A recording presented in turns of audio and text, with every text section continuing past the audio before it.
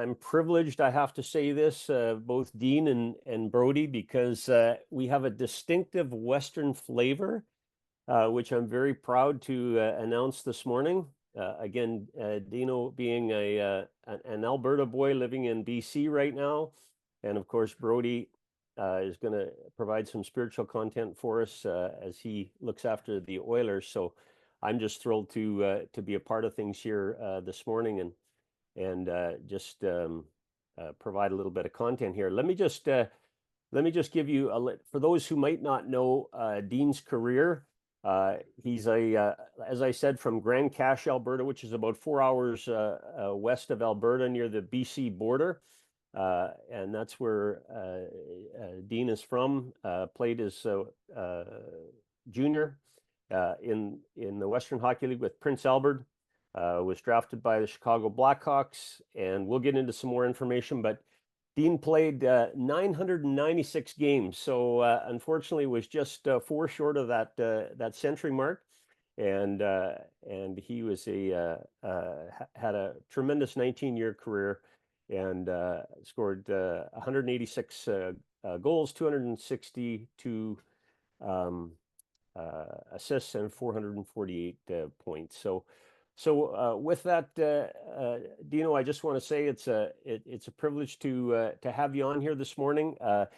Just for as a little bit of content and background, Dean had played here towards the end of his career with the Ottawa Senators, and of course I have had Hockey Ministries and I've been the chapel leader for the Oilers, for the that's Brody. That's you, Brody, not me.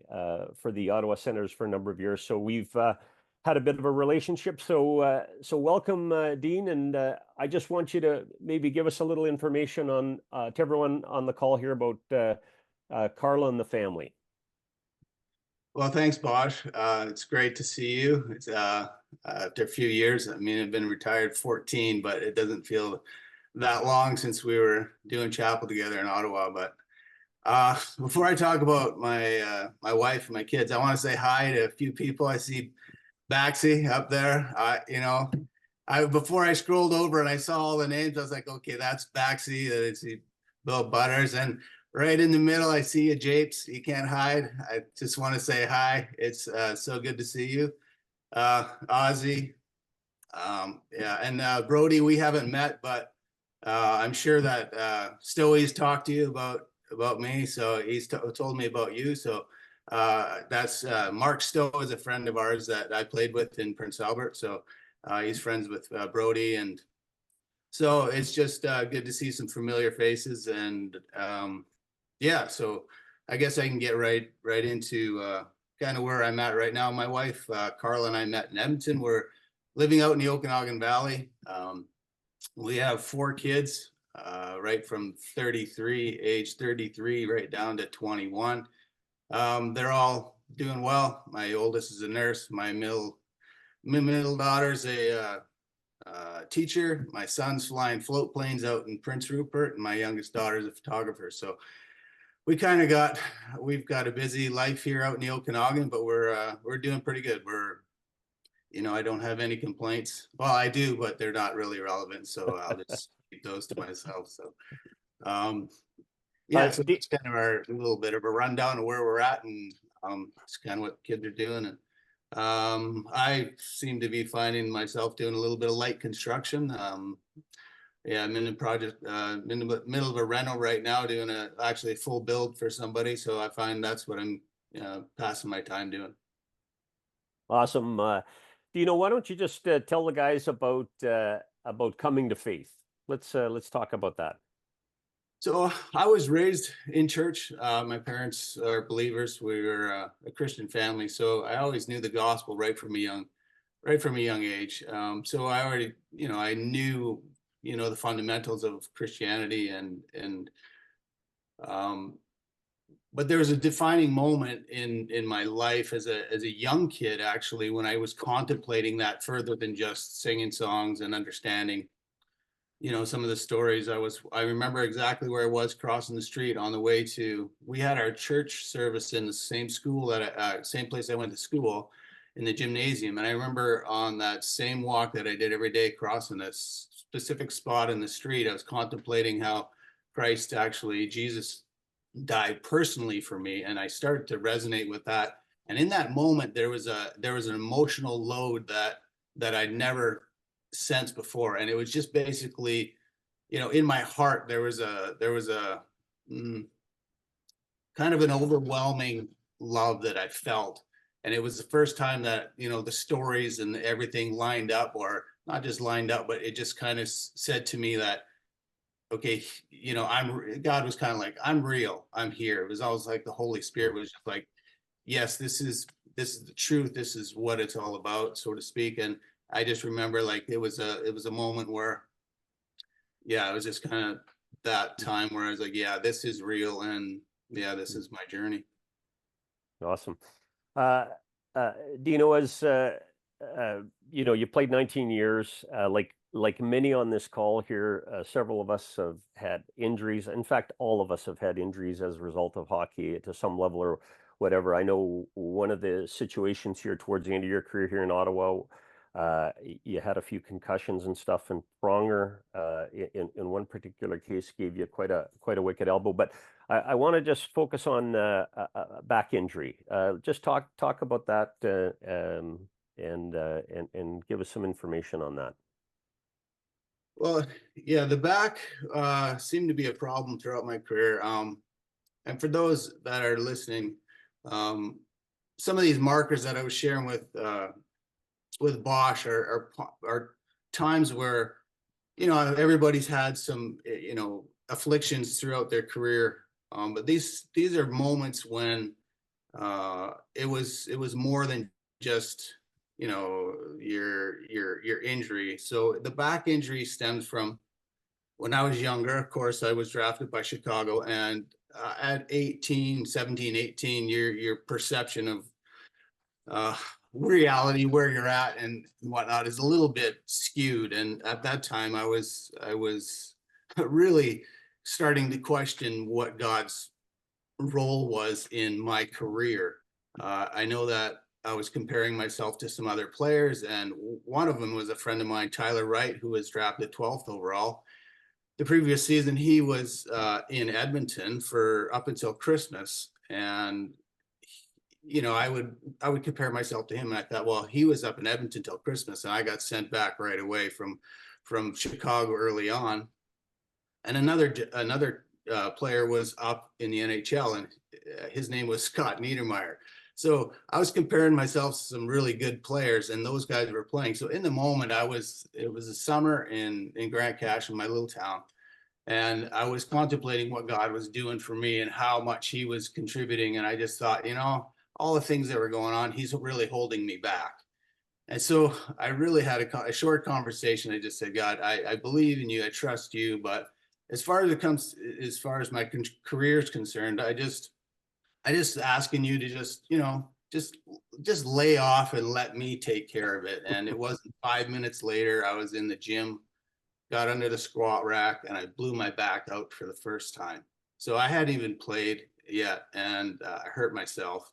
And it was really just 100%, I turned my back and I hurt my back. And that was a moment where it changed my, not trajectory, but a few pivotal moments in my career. In the playoff run in Edmonton, when we beat Dallas, and it was like 95 or 96. It was we were the underdogs, and we ended up beating them. Cujo was our goalie, making saves, and it was epic for us as a young team. Well, I was in the hospital having my first back surgery, so I missed that playoff run. In 2004, I played myself into the hospital. Our team with the Flames ends up going to Stanley Cup Finals. We lose against Tampa.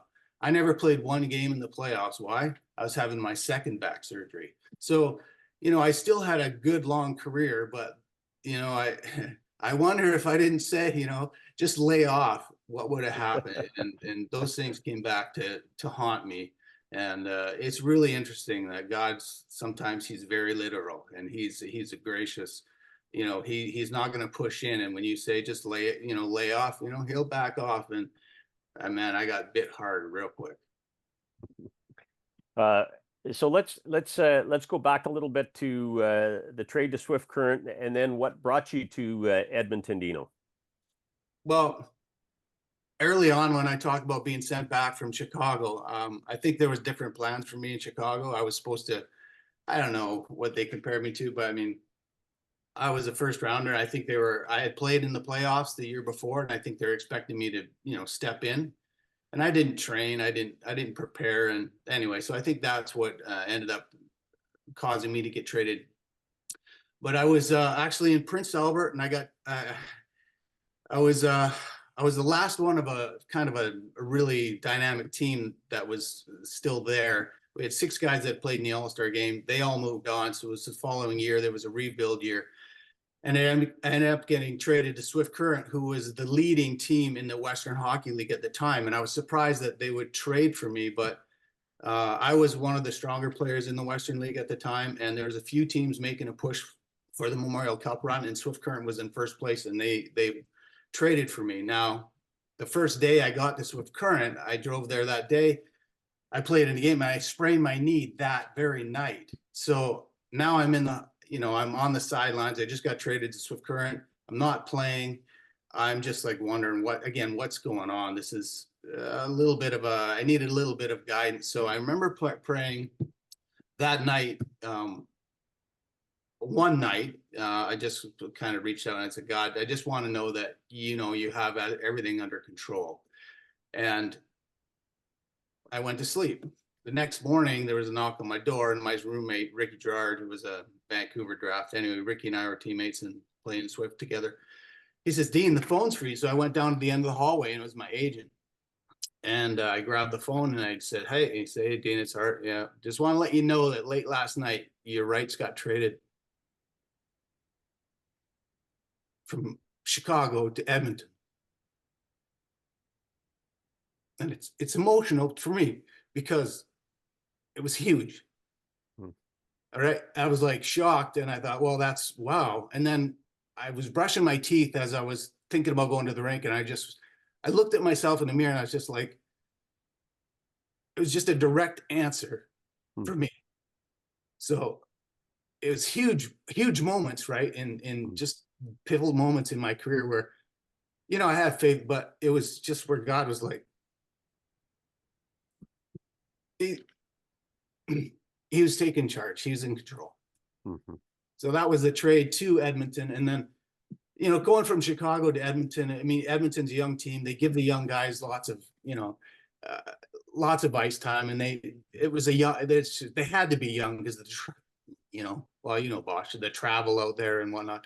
And then that's where I met Carla, right? My wife. And so just the way it played out, not just for my hockey, but for my whole life, to be traded back to Edmonton, where I'm an Alberta boy.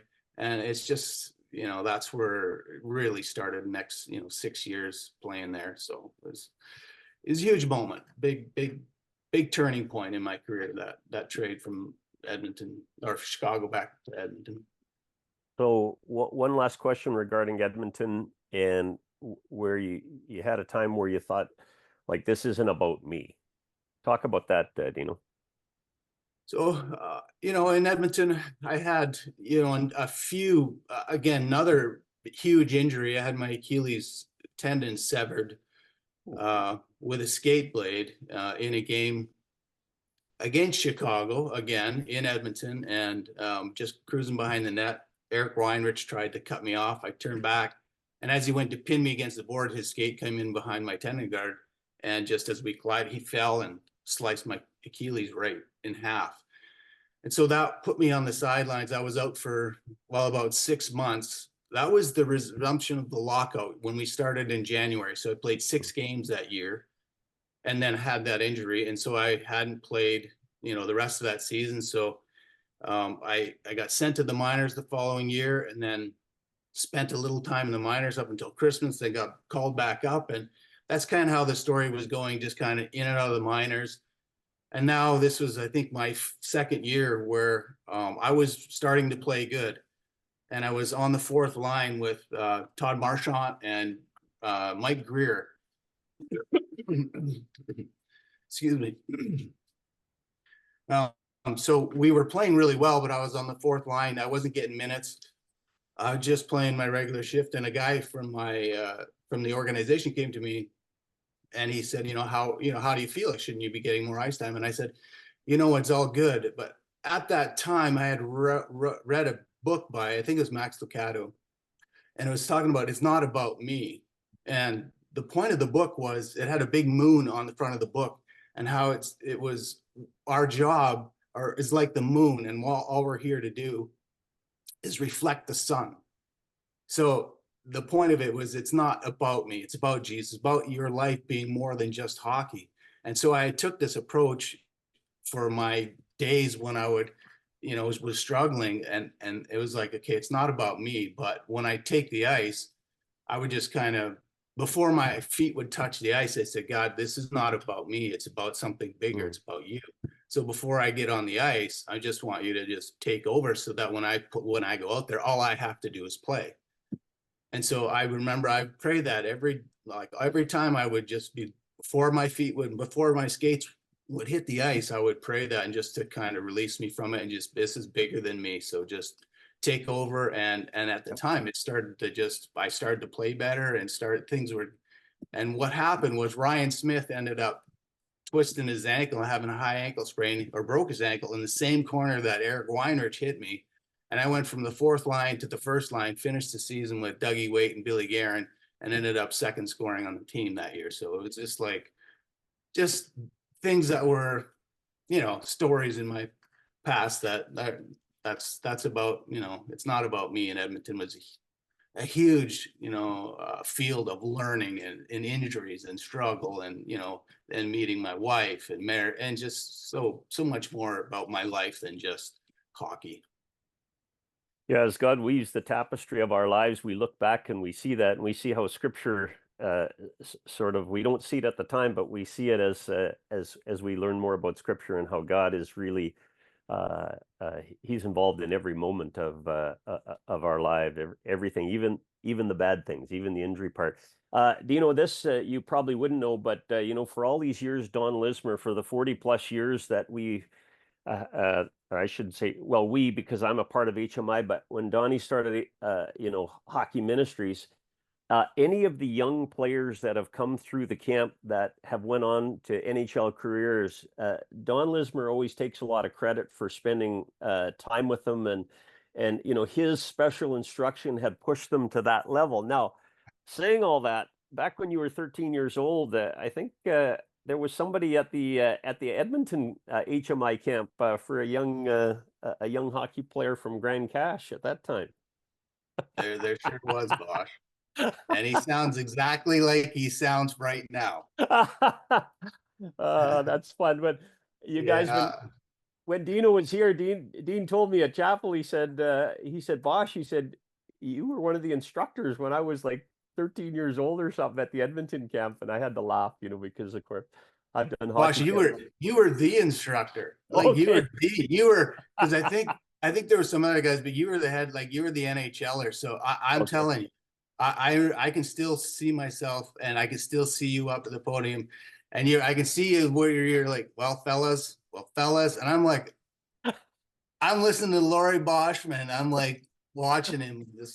I never forget it. Yeah. Oh, that's fun. Anyways, that's that was fun that you mentioned that to me back here when you were in. We've only got Donnie. We got about 5 more minutes.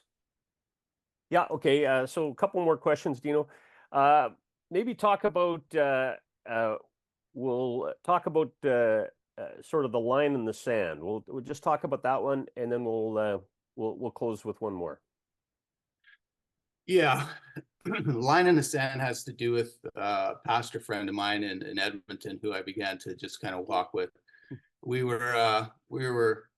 It kind of leads into my time in St. Louis, where I was needing a contract. I was kind of a free agent, and I had just gone to the Cup with Calgary, and I had just spent time in the minors after my back injury or surgery. And to speed the whole story up, I was needing to re-sign, and Calgary was offering me less than half of what I made when I helped them get to the playoffs. And the whole point of it was, I just felt like, there was what do I do? And when I was actually on the beach, and my friend said to me, well, you need to draw a line in the sand where God can meet you. And I was like, that's so weird that he says that. I'm standing on the beach in front of the house. And I was just like, okay. So I drew a line in the sand, and I was kind of like, God, if it's whatever it was, Dallas at the time, Toronto was involved, Calgary was involved. And we just drew a line in the sand. And I said, well, this is the number I think is fair. And so to speed it up again, Toronto came to that number, and St. Louis jumped in right at the last and came to the same number. And basically it was like, and then they threw in a little bit more for moving. And it was just kind of a step that, again, we just drew a line in the sand, and St. Louis jumped in and offered that money. And then we thought that was fair. So we had to fly to St. Louis. And that was just, the line in the sand was just the tip of the iceberg for St. Louis. Because at the time I was really just trying to pray into things and see what was going on, and just step into just being an active believer where God's going to use me in different ways. Well, St. Louis was right from our house to being in the room with the guys. Things were happening there that just were really pretty cool. Like when we went to buy a house, like we got to fly there on a weekend to buy a house. We had Shannon and Cecily Affleck. So Affleck, who played from the Bruce Affleck, he was an old player. So they're our realtors, and they're driving us around. We found a house. We put an offer on it, was rejected. So we found our second house, and we've been praying about this, even with Shannon and Cecily. And so they're, we don't know what their background is, but we put an offer in on another house. And when we went home, we had put a full price offer in pretty much. And the people said, well, this is reiteration from our realtors. They said, well, there's two competing offers. Basically, somebody offered more than you did. And our realtor, Sam and Cecily, said to the guy, well, oh man, our clients are, they've even been praying about this. He says, what?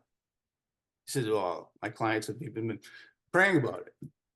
And he's just like, the house is yours. Here's a Christian man in St. Louis that this is his house. And he's like, when the realtors told me later, he said, when the realtors told me you were praying about this, he said, I knew God said, that's their house. That's your house. So it was just so many things like that, where I ended up, of course, getting traded again from St. Louis, but they tried to trade me and couldn't. Imagine that. And I was running out of places that people wanted me to go, but the deal fell through, and I was supposed to get traded back to Edmonton to go and run with them. But Kevin Lowe had to send somebody else on the Reasoner deal in Boston. So that deal fell through. So we put the house up for sale in April, knowing that we weren't going to be there, and took the kids on holiday. The house sold in one day with competing offers. And when we were with the realtors, we were just said, we're praying for the perfect house for us. And it was just, I mean, it can't get any more perfect than that. It's just the way God worked. And so for us, it was pretty amazing for me, because it wasn't just about me and my career. It was totally about the kids and family. And that was the bigger picture that I was starting to see. And there's another one. I don't know how much time we have, but Ottawa was just a huge thing for me at that time too, not just for my career, but for the family. Yeah, I think we'll kind of, I don't know if we have time to expand on Ottawa, but that was going to be my last question about your 2 years here in Ottawa. Dean, that's where we got reacquainted. And other than you being the chaplain, like there's some other blessings. I think with Ottawa, I had a 1-year deal, and I remember we were packaging everything to move, right? You got to wrap everything up. We had a round glass tabletop, and it needed to be packaged with like 2x4s, and so it wouldn't break. And when we unwrapped it and unpackaged it, there's these 2x4s all gnarled up in the garage. And I got 3 young kids and dogs and stuff. I can't leave this laying around, but I might need it in a year to package it up and move again. So I might get emotional, but I'll try not to. My oldest daughter was going into grade 10. She had been in a different school in 1, 2, 3, 4, 5, 6, 7, and then come back in to trade from Colorado back to Calgary, back to this same school for a little bit of a year. And that's it. Other than that, she was in a different school every year of her school career life until Ottawa. Now she's going into grade 10 and we got a 1-year deal. I was dragging that stuff out to the end of the driveway to just put it in the garbage. And I looked up and I said, God, I need 2 more years. And I walked back in. And so Japes knows, right? Like we ended up going to the Cup finals that year. And I played pretty good, right? Just fourth line, logging my minutes, trying to be a good two-way guy. We go to the Cup finals. I get knocked out by Pronger. It ended not great, but I was packing up my stuff. I went upstairs to get my last check. On the way past, John Muckler was our GM. On the way past the door, he's like, "Hey, Dean." And I stopped. I look back. I'm like, "Hey, Mux." He says, "Hey, Dean, come on in, sit down." I went in, sat down. He says, "Hey, sorry what happened. Thought we had a good year. Thought you had a good year." It's like, "Yeah, I thought it went well." He says, "Do you like it here?" And I said, "Yeah, I really like it here." He said, "Would you want to stay?" I said, "Yeah." He says, "How about 2 more years?" And I was like, "That would be great, Mux." The next day, Mux got fired and they had Brian Murray as head coach or GM. And then James took over as coach. But Brian Murray, the assistant GM, heard that Mux and I had a deal. And so Brian honored that deal.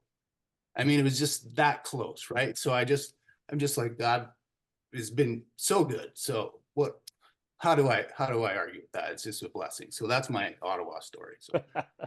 Well, that's great, Dio. Hey, listen, thanks. You've been a real encouragement, a blessing. It's really it's fascinating to hear, not surprising to many of us on this call, how God is involved with those who are His kids through the good and the bad, and how He provides for us, and even in the difficult times. And so, Donnie, I'm going to pass it back to you. Who I know you're going to pass it to Brody. So, thanks, Dino. Thank you, guys. Yeah, thank you, Dean and Laurie. What an awesome interview. Well done, Laurie and Dean. The way the Lord has had His hand on your life through all the ups and downs and all the small details, and it's just amazing. And it is very encouraging for all of us to hear today, and to see your just wonderful faith that you have. And I on behalf of our guys here, want to thank you for the witness that you've been in the game as a player.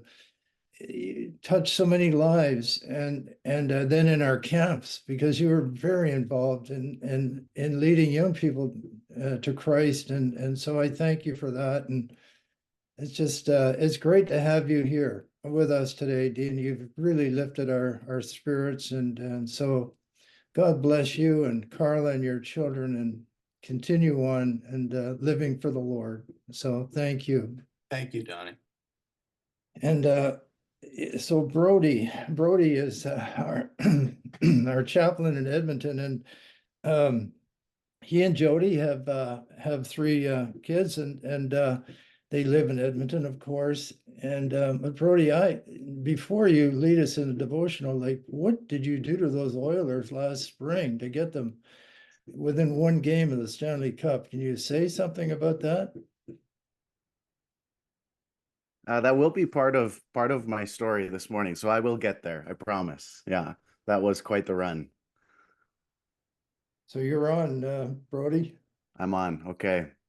Well, guys, I just want to start by saying I consider this call, this is the second one I've been able to join you with, as a sacred space that I'm just so grateful to get to be in a room like this.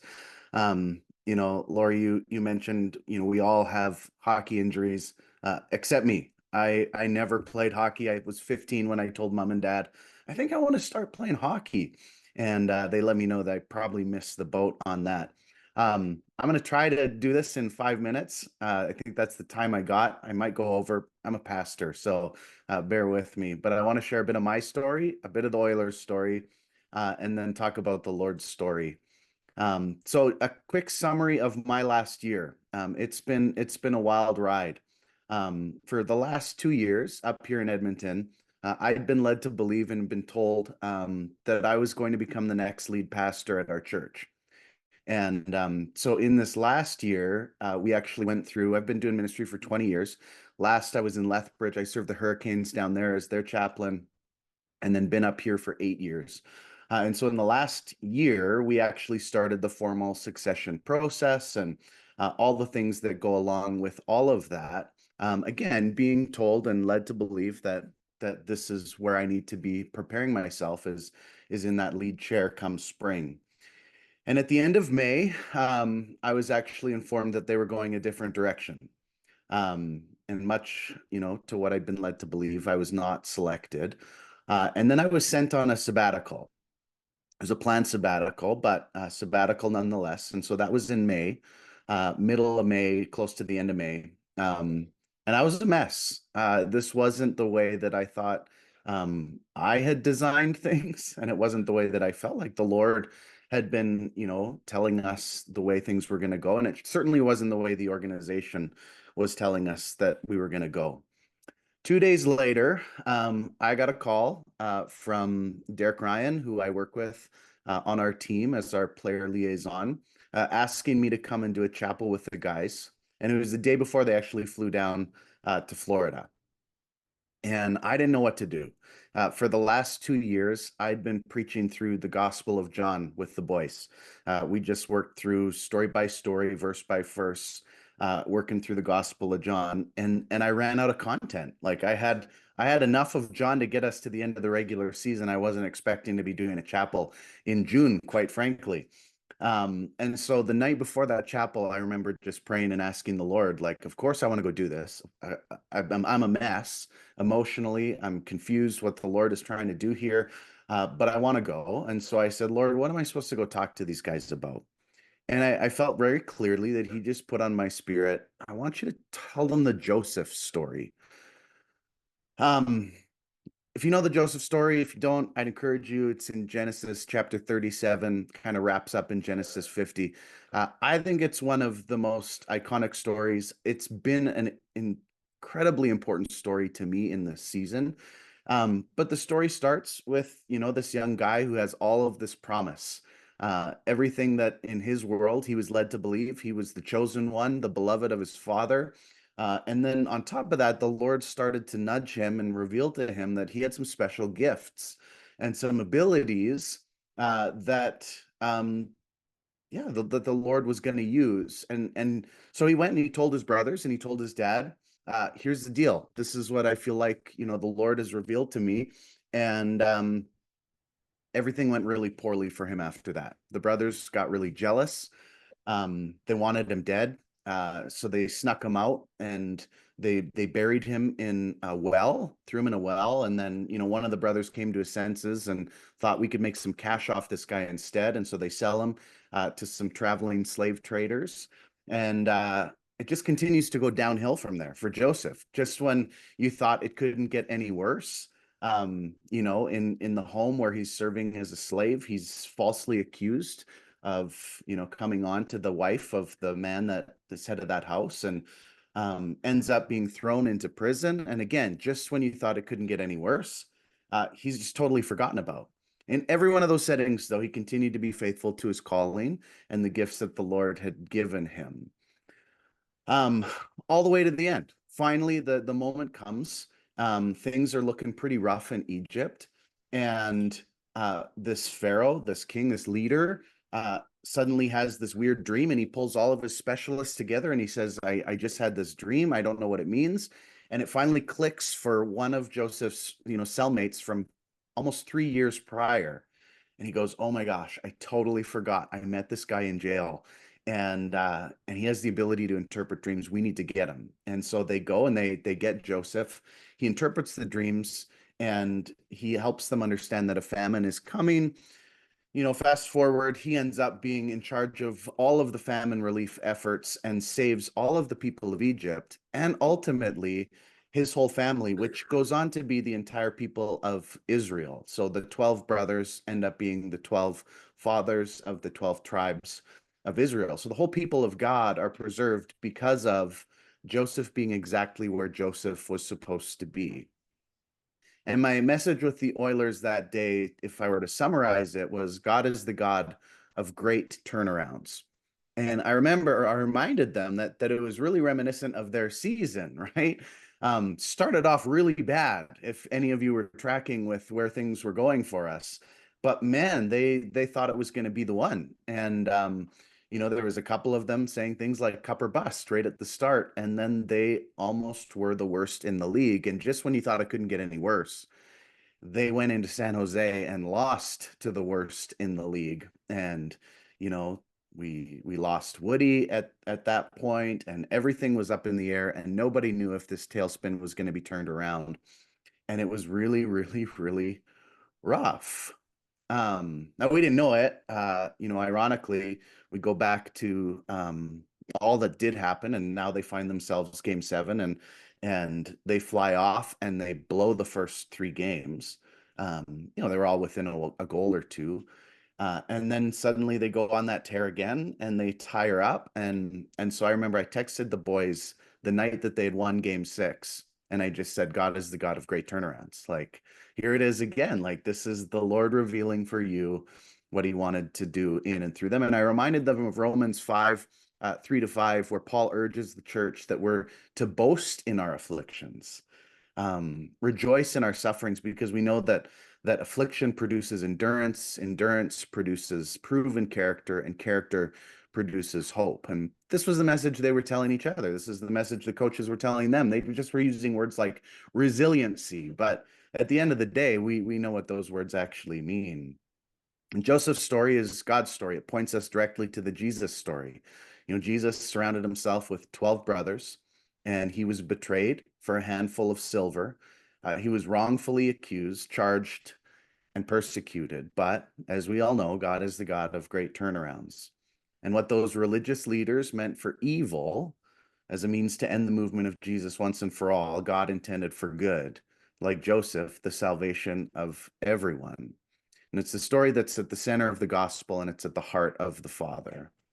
And so what should we do when we face trials like this? Dean, I was grateful to hear so many elements in your story and hearing how your faith, grew moment after moment as God gave you opportunities to see his goodness and his kindness. And so let me share with you Romans 8:28-30. This is what I think we can all do and should do. And I'm preaching to myself here as well, because I need it. Romans 8:28-30, Paul says, we know that all things, the little things, the big things, the injuries, the health crisis, the conflict in the marriage, the kid that's gone wayward. Paul says, we know that in all things work together for the good of those who love God and who are called according to his purpose. For those he foreknew, he also predestined to be conformed to the image of his Son. Paul's helping us understand that in all these things, God's working them together, and they're for our good.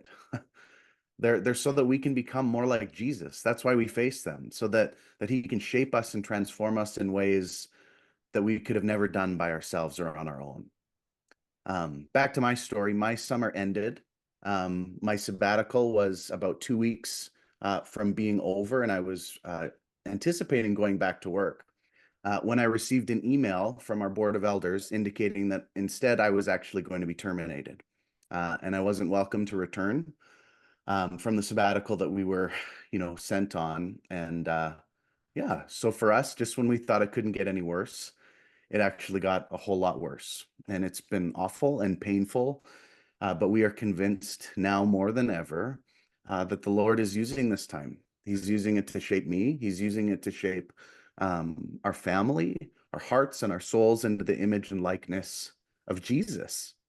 And that he's not wasting this moment in our lives, but he's going to bring about his good and his purposes in ways that we could have never expected. And so my prayer for you guys is whatever that thing is for you that Paul, mentioned, whatever it is today or this month or whatever it's been in this last year, that you would courageously step forward in confidence, knowing and believing that God is the God of great turnarounds, and that he will use whatever it is to help shape and transform you and conform you into the person that he so desperately longs for you each to become. So, amen. Thanks, guys.